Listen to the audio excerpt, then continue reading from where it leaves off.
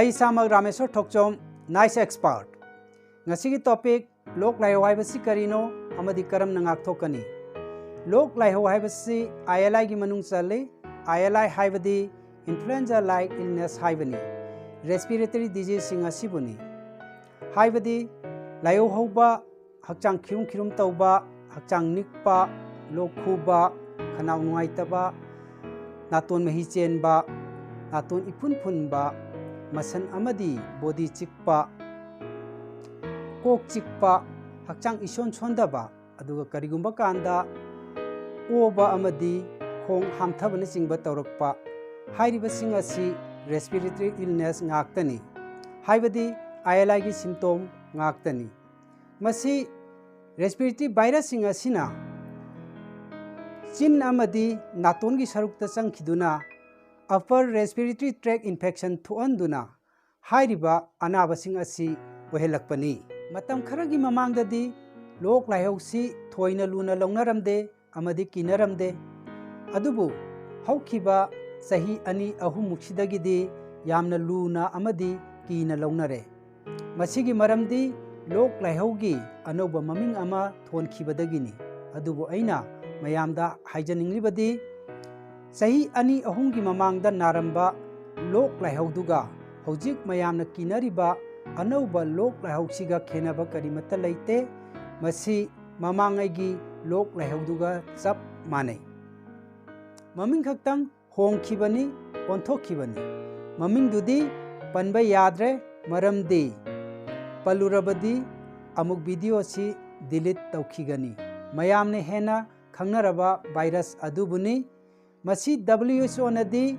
anauba virus ni haina phongdokli adubu masi anauba virus ni haibagi proof amadi evidence hojik phauba leitri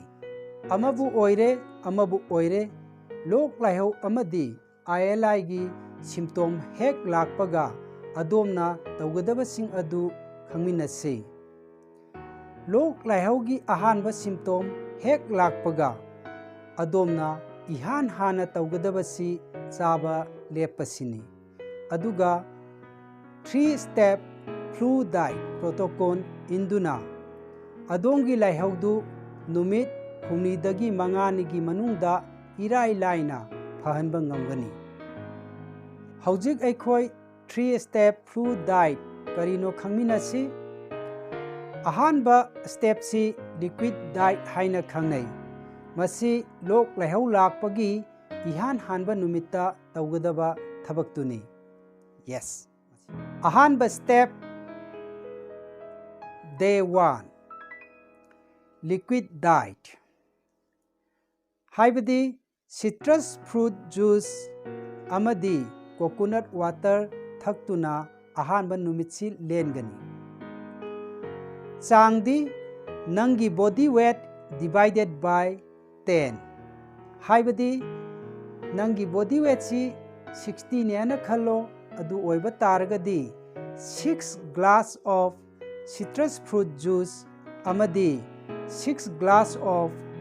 coconut water haibadi yubi mahi hairiba glass taruk asi alternate haibadi pung khudingi example oina nangna yubi mahi thakpana haurena khallo adu oiba taragadi mathangi pung ama leiraga citrus fruit juice thakani aduga pung ama leiraga coconut water pung ama leiraga citrus fruit juice samaina alternate thaktuna numitsi ama pura lengani aduga nangna pamlagadi ising asaba thakpa yai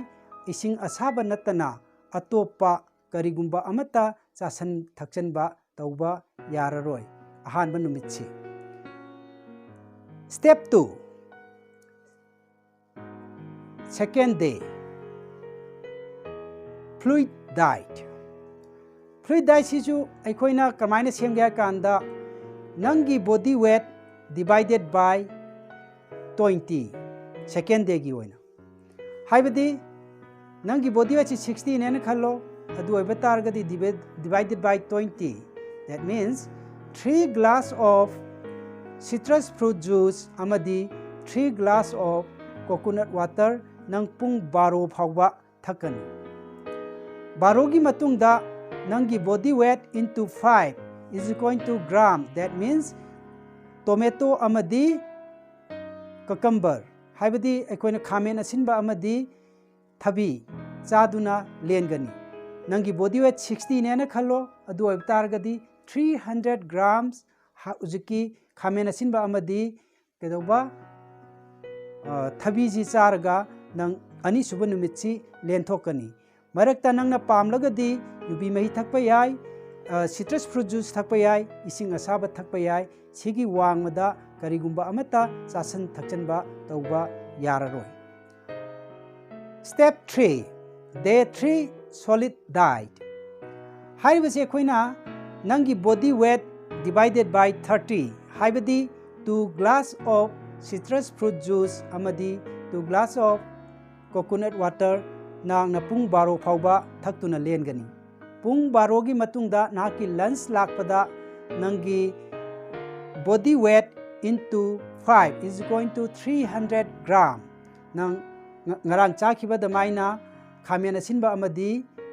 thabi chaduna lengani. Marakta nangna pamlagadi yubi mahi thakpa yai amadi citrus fruit juice thakpa yai, ising asaba thakpa yai. Aduga